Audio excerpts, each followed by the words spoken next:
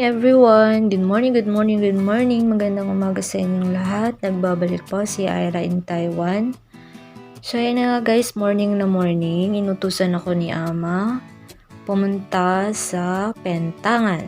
So ayun na nga guys, naglalakad ako papunta sa Kailaupan. So nilalakad ko lang yun guys kasi malapit lang naman po yung bilihan ng Pentang. So yung Pentang guys is pagkain po yan. Yung laman niyan is may nahalo na guys, may kanin, may ulam, may side dish kung iba pa. So 5 dish po yan in one. So yun na guys, nagkakahalaga lang siya ng 110. Kaya dalawa yung bibilhin ko, 220 sa akin tsaka kay ako. So ayun guys, naglalakad ako. Very convenient pag nandito ka sa Taiwan guys, kasi yung mga pagkainan nila dito is malalapit lang sa mismong lugar, sa mga park din nila.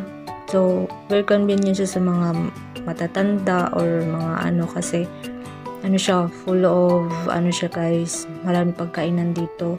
So yun, naglalakad ako guys. So nasa dulo po yung Kailaupan tindahan guys. So pinipilahan po yan minsan yung na yan tindahan, kasi masarap nga po siya, para siyang lasang Pinoy din.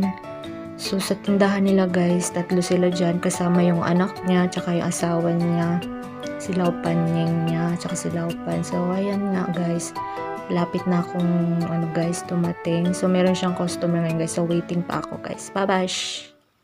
A few moments later. Yo.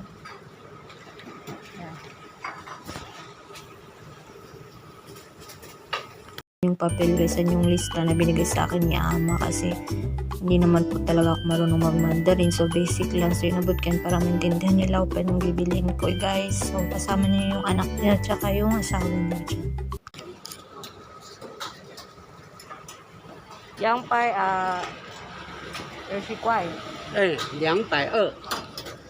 Inabot ko na nga yung bayad kay Laupan. So maya uwi na rin ako. Maya bibigyan na rin sa akin yung pagkain. So ayan guys, uwi na ako guys. Bye bye, see you soon. Taiwan.